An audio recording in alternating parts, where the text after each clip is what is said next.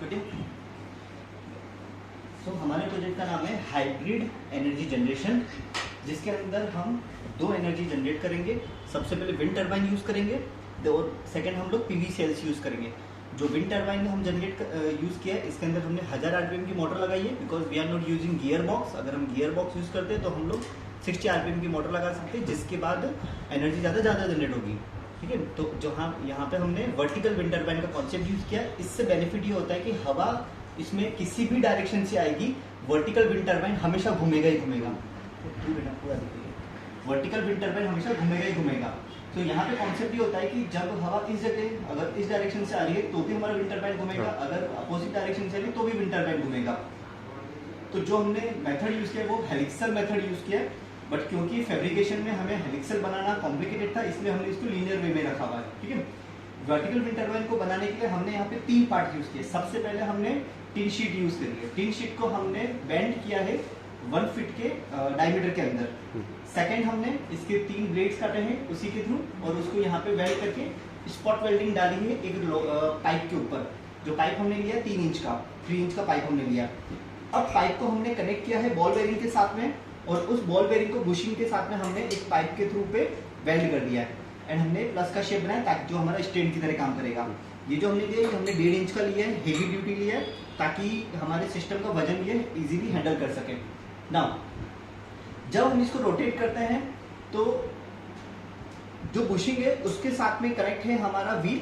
जो wheel automatically friction के through rotate होता है। जब व्हील रोटेट होता है तो वो पीएमडीसी मोटर जो 1000 आरपीएम की हमने ली है वो रोटेट करता है, एंड रोटेट करने से इलेक्ट्रिसिटी प्रोड्यूस होती है। So as you all know कि कोई भी motor work as a load and work as a source also. तो यहाँ पे हम मोटर का यूज कर रहे हैं as a source energy generation के लिए, जिसमें ग्रीन वायर हमने, क्योंकि हम ग्रीन एनर्जी जनरेट करें इसलिए ग्रीन वायर हमने पॉजिटिव के लिए रखा है, ब्लैक वायर हमने नेगेटिव रखा है थ्रू आउट। सो ये था हमारा वर्टिकल विंड टर्बाइन का कॉन्सेप्ट। आफ्टर दैट हमने सेकंड कुछ ऐसा टाइम भी हो सकता है जब हवा कम चलती है, दिन में हवा कम चलती है, तो उस केस के अंदर हम लोगों ने सेकंड एनर्जी सोर्स यूज किया है पीवी सेल्स का। यहाँ पे हमने 15 वाट का सोलर पैनल यूज किया है ऑस्पॉल कंपनी का। 15 वाट का सोलर पैनल तब हम यूज करेंगे जब हमारे पे wind energy completely cut off हो जाएगी। तो उस केस में सोलर एनर्जी के थ्रू हमारा बैटरी चार्ज होगा।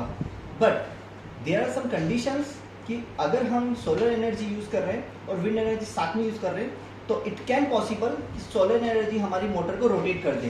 क्यों? क्योंकि motor work as a load also. उससे हमारे सिस्टम को प्रोटेक्ट करने के लिए हमने यहाँ पे डायोड्स यूज किए। सो ये जो डायोड्स है ये हमने पीएन डायोड यूज की है 1N007। ये डायोड जो है ये हमने फॉरवर्ड बायस में लगाया ताकि ये सिर्फ इलेक्ट्रिसिटी को बैटरी तक पहुंचा पाएंगे, बट बैटरी या सोलर पैनल से मोटर पे कोई भी इलेक्ट्रिसिटी नहीं आएगी। तो जो रिवर्स करंट फ्लो होता है वो हमने इन डायोड्स के थ्रू दोनों को ब्लॉक कर दिया। तो यहाँ पे हमने सोलर पैनल कनेक्ट किया, यहाँ पे हमने हमारा विंड टर्बाइन कनेक्ट किया, एंड उसके बाद में इस जगह हमने बैटरी कनेक्ट करी है। तो इन दोनों ही पावर सोर्स से एनर्जी हमारी बैटरी में आएगी और बैटरी हमारी कांस्टेंट चार्ज होती रहेगी। आफ्टर दैट जो बैटरी हमने यूज की है वो है लीड एसिडिक बैटरी 12 वोल्टेजेस की। बैटरी हमने यूज की है लीड एसिडिक बैटरी 12 वोल्टेजेस की, और उस बैटरी से इलेक्ट्रिक व्हीकल चार्ज करने के लिए, इधर चलाओ थोड़ा ये दिखाओ, ये वाला इलेक्ट्रिक व्हीकल चार्ज करने के लिए हमने एक सॉकेट यूज किया, इलेक्ट्रिक प्लग यूज किया, जिसमें ये पार्ट हमारा नेगेटिव है, ये पार्ट हमारा पॉजिटिव है। ठीक है। बट चार्जिंग हमेशा रिक्वायरमेंट नहीं होती है, इसलिए हमने यहाँ पे एक स्विच भी यूज किया जिसके थ्रू हम लोग इसको ऑन एंड ऑफ कर सकेंगे। जब हम इसको ऑफ कर देंगे तो इलेक्ट्रिक चार्जिंग यूज नहीं होगी, बट बैटरी हमेशा चार्ज होती रहेगी, और जब हम इसको ऑन कर देंगे तो आप इलेक्ट्रिक कंजम्पशन इजीली कर सकते हो। ये प्रोजेक्ट हमने पूरा पोर्टेबल सिस्टम पे बनाया, तो इसको कैरी करने में कोई दिक्कत नहीं, कहीं इंस्टॉलेशन करना पड़ेगा हमें तो भी कोई प्रॉब्लम की बात नहीं है।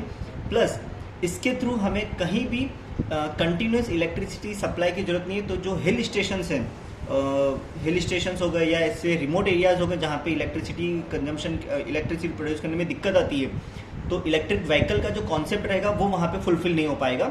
इसीलिए हमने ये कॉन्सेप्ट को पूरा डिज़ाइन किया है।